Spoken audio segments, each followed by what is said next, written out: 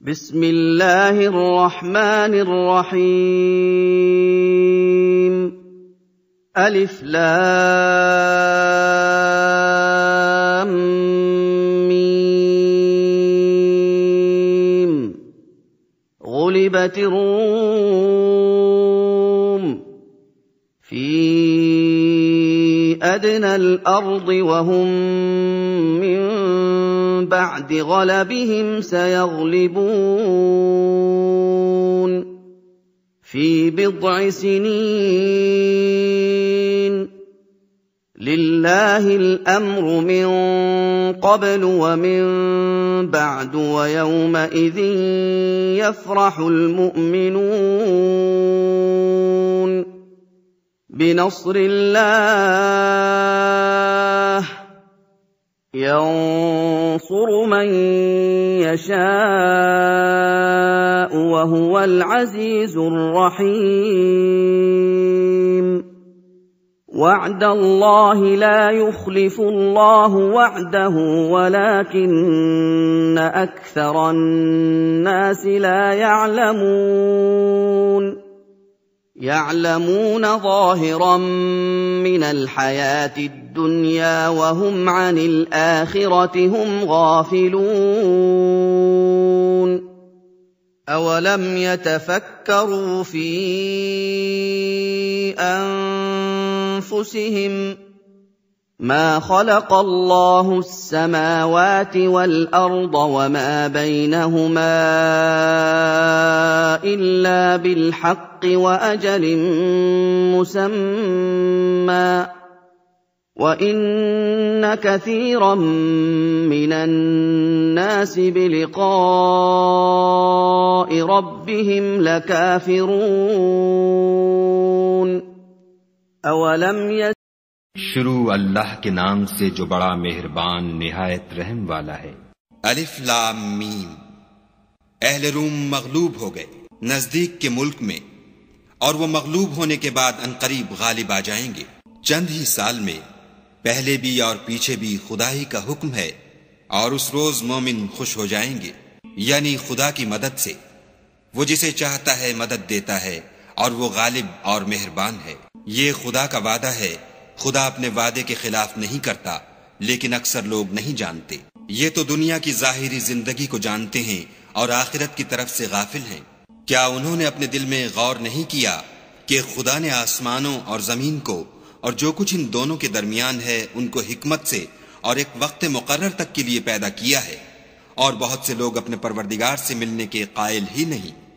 أَوَلَمْ يَسِيرُوا فِي الْأَرْضِ فَيَنظُرُوا كَيْفَ كَانَ عَاقِبَةُ الَّذِينَ مِن قَبْلِهِمْ كَانُوا أَشَدَّ مِنْهُمْ قُوَّةً وَأَثَارُوا الْأَرْضَ وَعَمَرُوهَا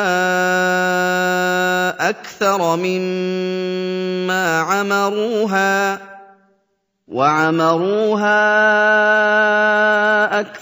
مما عمروها وجاءتهم رسلهم بالبينات فما كان الله ليظلمهم ولكن كانوا أنفسهم يظلمون ثم كان عاقبة الذين أساءوا السوء أن كذبوا بآيات الله وكانوا بها يستهزئون الله يبدأ الخلق ثم يعيده ثم إليه ترجعون۔ کیا ان لوگوں نے ملک میں سیر نہیں کی؟ سیر کرتے تو دیکھ لیتے کہ جو لوگ ان سے پہلے تھے ان کا انجام کیسا ہوا۔ وہ ان سے زور قوت میں کہیں زیادہ تھے، اور انہوں نے زمین کو جوتا اور اس کو اس سے زیادہ آباد کیا تھا جو انہوں نے آباد کیا، اور ان کے پاس ان کے پیغمبر نشانیاں لے کر آتے رہے، تو خدا ایسا نہ تھا کہ ان پر ظلم کرتا، बल्कि वही अपने आप पर जुल्म करते थे। फिर जिन लोगों ने बुराई की उनका अंजाम भी बुरा हुआ, इसलिए कि खुदा की आयतों को झुटलाते और उनकी हंसी उड़ाते रहे थे। खुदा ही खलकत को पहली बार पैदा करता है, वही इसको फिर पैदा करेगा, फिर तुम उसी की तरफ लौट जाओगे। وَيَوْمَ تَقُومُ السَّاعَةُ يُبْلِسُ الْمُجْرِمُونَ وَلَمْ يَكُنْ لَهُم مِّن شُرَكَائِهِمْ شُفَعَاءُ وَكَانُوا بِشُرَكَائِهِمْ كَافِرِينَ وَيَوْمَ تَقُومُ السَّاعَةُ يَوْمَئِذٍ يَتَفَرَّقُونَ فَأَمَّا الَّذِينَ آمَنُوا وَعَمِلُوا الصَّالِحَاتِ فَهُمْ فِي رَوْضَةٍ يُحْبَرُونَ وَأَمَّا الَّذِينَ كَفَرُوا وَكَذَّبُوا بِآيَاتِنَا وَلِقَاءِ الْآخِرَةِ فَأُولَٰئِكَ فِي الْعَذَابِ مُحْضَرُونَ।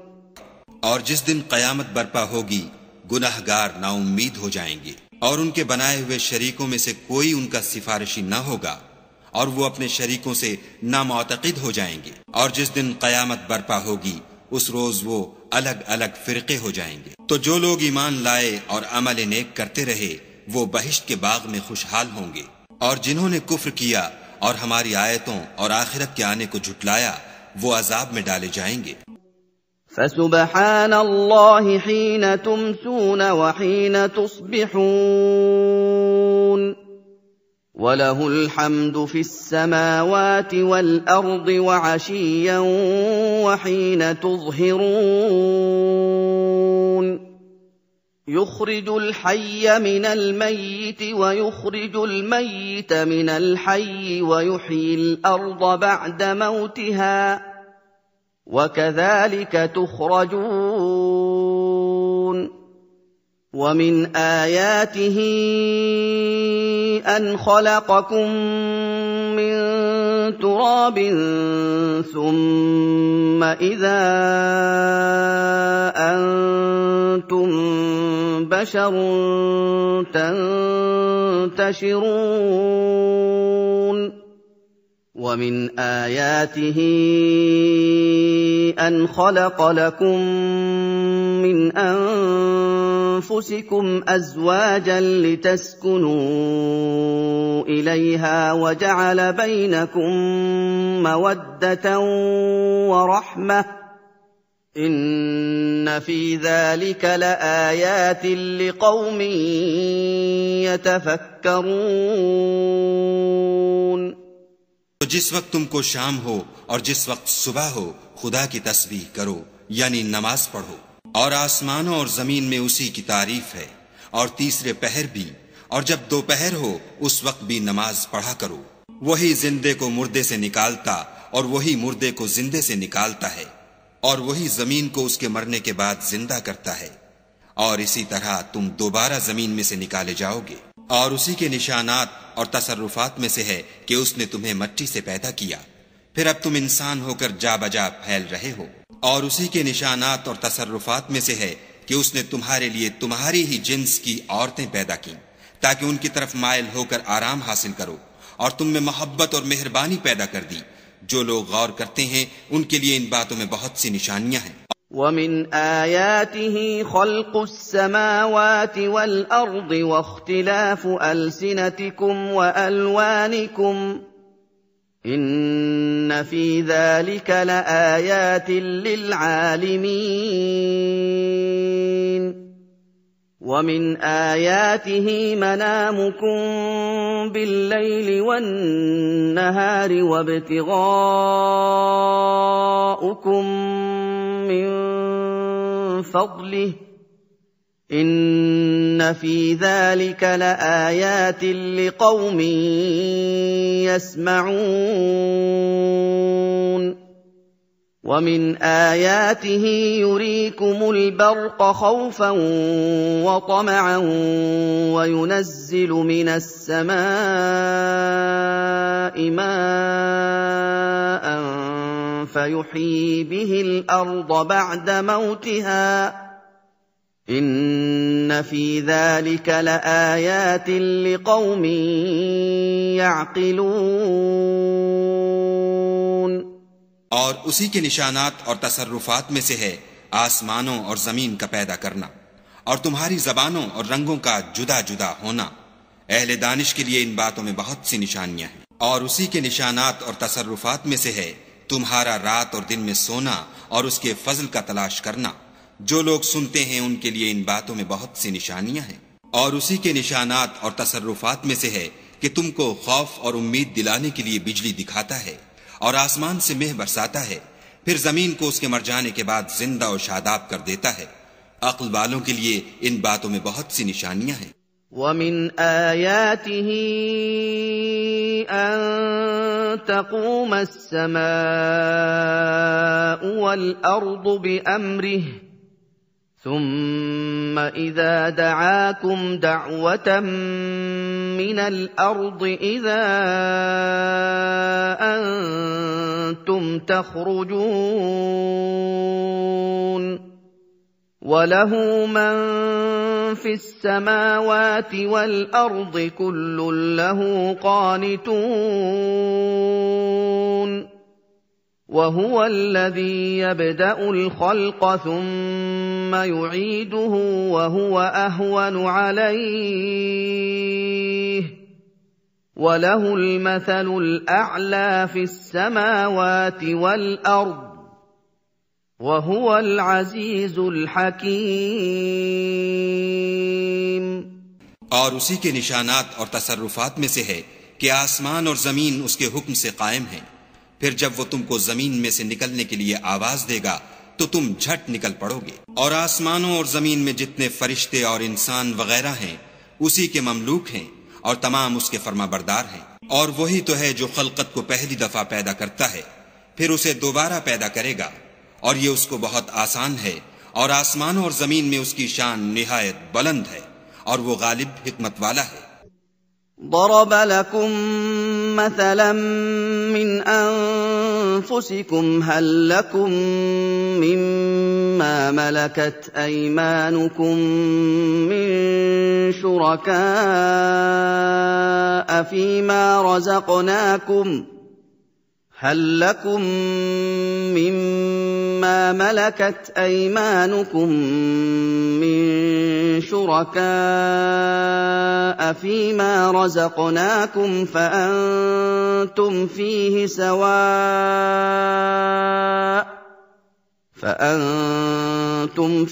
سواء تخافونهم كخيفتكم أنفسكم كذلك نفصل الآيات لقوم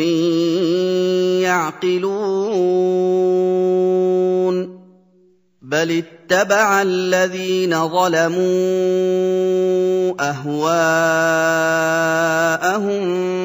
بغير علم فمن يهدي من أضل الله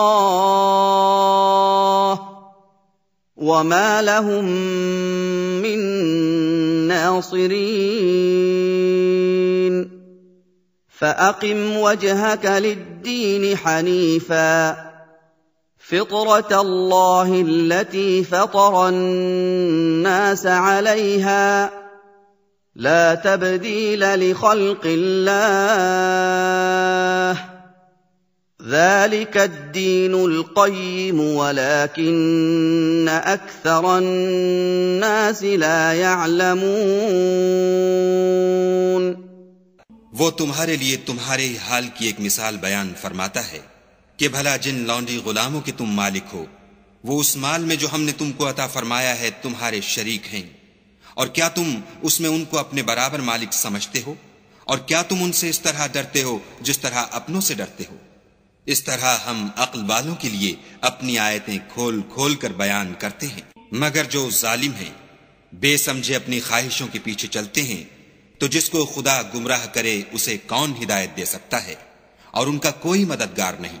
تو تم ایک طرف کے ہو کر دین خدا کے رستے پر سیدھا منہ کیے چلے جاؤ، اور خدا کی فطرت کو جس پر اس نے لوگوں کو پیدا کیا ہے اختیار کیے رہو۔ خدا کی بنائی ہوئی فطرت میں تغیر و تبدل نہیں ہو سکتا، یہی سیدھا دین ہے، لیکن اکثر لوگ نہیں جانتے۔ منیبین الیہ واتقوہ واقیموا الصلاة ولا تکونوا من المشرکین من الذین فرقوا دینهم وكانوا شیعا كل حزب بما لدیہم فرحون وَإِذَا مَسَّ النَّاسَ ضُرٌّ دَعَوْا رَبَّهُم مُنِيبِينَ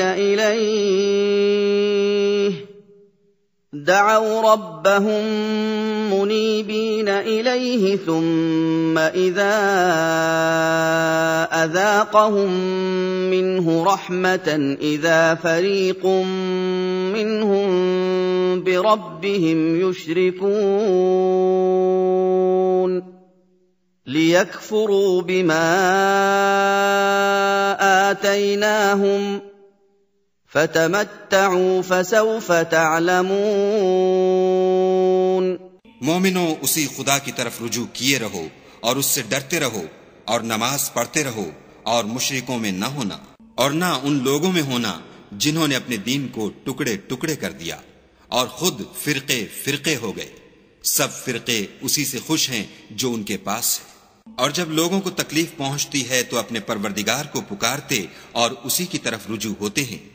پھر جب وہ ان کو اپنی رحمت کا مزہ چکھاتا ہے تو ایک فرقہ ان میں سے اپنے پروردگار سے شرک کرنے لگتا ہے تاکہ جو ہم نے ان کو بخشا ہے اس کی ناشکری کریں۔ سو خیر فائدے اٹھا لو، ان قریب تم کو اس کا انجام معلوم ہو جائے گا۔ ام انزلنا عليهم سلطانا فهو يتكلم بما كانوا به يشركون وَإِذَا أَذَقْنَا النَّاسَ رَحْمَةً فَرِحُوا بِهَا وَإِن تُصِبْهُمْ سَيِّئَةٌ بِمَا قَدَّمَتْ أَيْدِيهِمْ إِذَا هُمْ يَقْنَطُونَ أَوَلَمْ يَرَوْا أَنَّ اللَّهَ يَبْسُطُ الرِّزْقَ لِمَن يَشَاءُ وَيَقْدِرُ إِنَّ فِي ذَلِكَ لَآيَاتٍ لِقَوْمٍ يُؤْمِنُونَ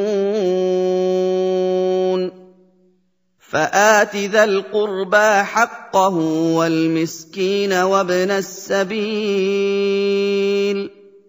ذَلِكَ خَيْرٌ لِّلَّذِينَ يُرِيدُونَ وَجْهَ اللَّهِ وَأُولَٰئِكَ هُمُ الْمُفْلِحُونَ۔ کیا ہم نے ان پر کوئی ایسی دلیل نازل کی ہے کہ ان کو خدا کے ساتھ شرک کرنا بتاتی ہے؟ اور جب ہم لوگوں کو اپنی رحمت کا مزہ چکھاتے ہیں تو اس سے خوش ہو جاتے ہیں، اور اگر ان کے عملوں کے سبب جو ان کے ہاتھوں نے آگے بھیجے ہیں کوئی گزن پہنچے تو نا امید ہو کر رہ جاتے ہیں۔ کیا انہوں نے نہیں دیکھا کہ خدا ہی جس کے لیے چاہتا ہے رزق فراخ کرتا ہے اور جس کے لیے چاہتا ہے تنگ کرتا ہے؟ بے شک اس میں ایمان لانے والوں کے لیے نشانیاں ہیں۔ تو اہل قرابت اور محتاجوں اور مسافروں کو ان کا حق دیتے رہو۔ جو لوگ رضائے خدا کے طالب ہیں یہ ان کے حق میں بہتر ہے، اور یہی لوگ نجات حاصل کرنے والے ہیں۔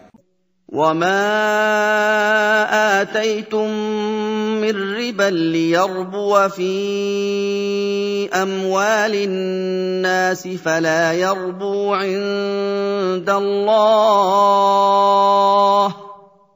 وَمَا آتَيْتُم مِّن زَكَاةٍ تُرِيدُونَ وَجْهَ اللَّهِ فَأُولَٰئِكَ هُمُ الْمُضْعِفُونَ۔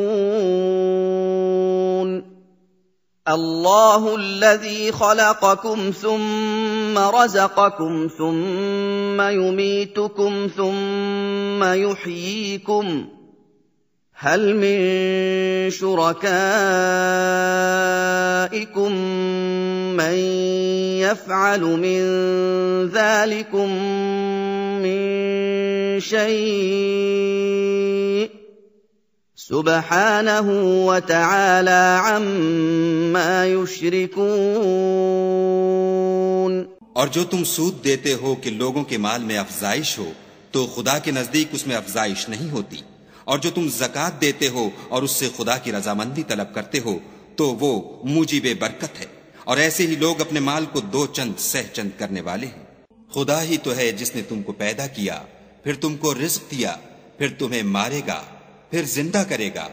भला तुम्हारे बनाए हुए शरीकों में भी कोई ऐसा है जो इन कामों में से कुछ कर सके? वो पाक है और उसकी शान उनके शरीकों से बुलंद है। ظهر الفساد في البر والبحر بما كسبت أيدي الناس ليذيقهم بعض الذي عملوا لعلهم يرجعون قل سيروا في الأرض فانظروا كيف كان عاقبة الذين من قبل كان أكثرهم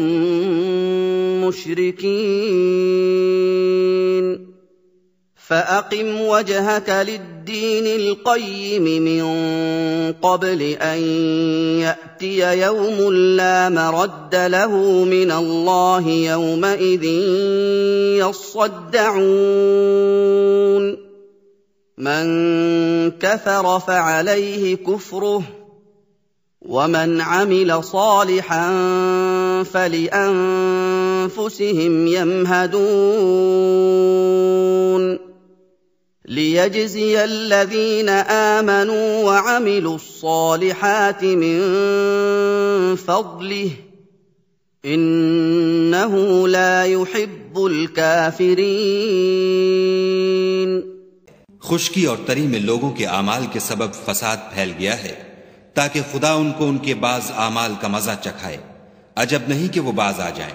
कह दो कि मुल्क में चलो फिरो और देखो कि जो लोग तुमसे पहले हुए हैं उनका कैसा अंजाम हुआ है। उनमें ज्यादातर मुशरिक ही थे। तो उस रोज से पहले जो खुदा की तरफ से आकर रहेगा और रुक नहीं सकेगा, दीन के रस्ते पर सीधा मुंह किए चले चलो, उस रोज सब लोग मुंतशिर हो जाएंगे। जिस शख्स ने कुफ्र किया तो उसके कुफ्र का जरर उसी को है, और जिसने नेक अमल किए तो ऐसे लोग अपने ही लिए आरामगाह दुरुस्त करते हैं। जो लोग ईमान लाए और नेक अमल करते रहे उनको खुदा अपने फजल से बदला देगा। बेशक वो काफिरों को दोस्त नहीं रखता। ومن آياته أن يرسل الرياح مبشرات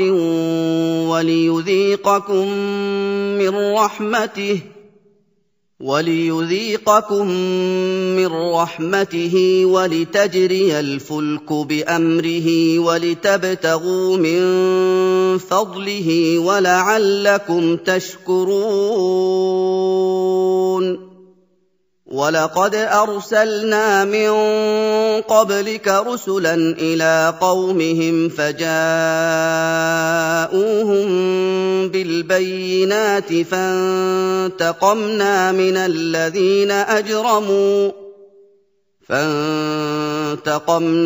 الذين أجرموا وكان حقا علينا نصر المؤمنين الله الذي يرسل الرياح فتثير سحابا فيبسطه في السماء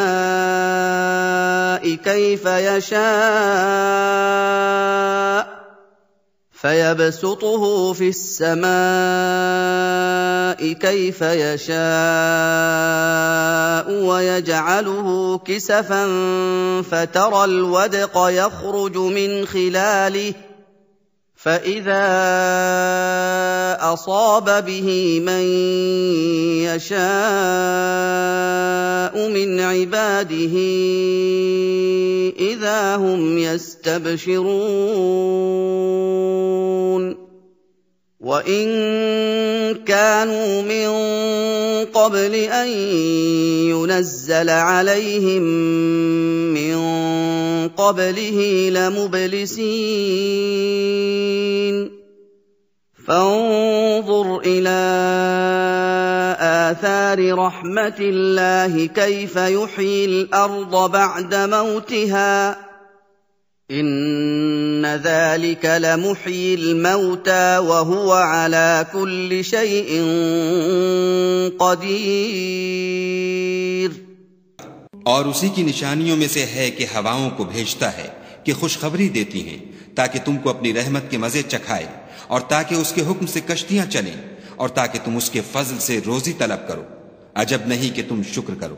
और हमने तुमसे पहले भी पैगंबर भेजे तो वो उनके पास निशानियां लेकर आए, सो जो लोग नाफरमानी करते थे हमने उनसे बदला लेकर छोड़ा और मोमिनों की मदद हम पर लाजिम थी।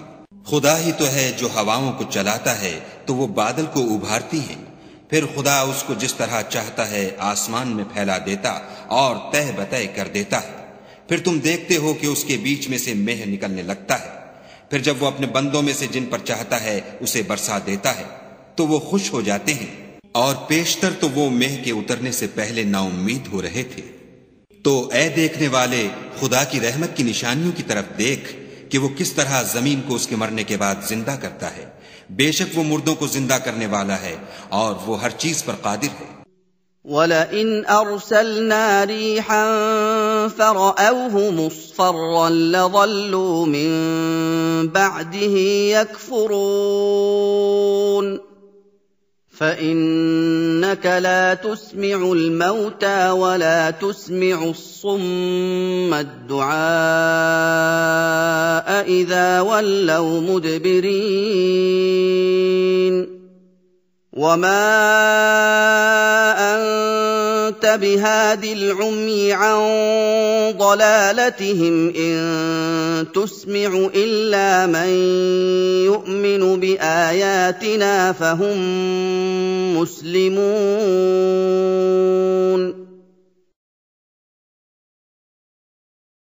الله الذي خلقكم من ضعف ثم جعل من بعد ضعف قوة ثم جعل من بعد ضعف قوة ثم جعل من بعد قوة ضعفا وشيبة يخلق ما يشاء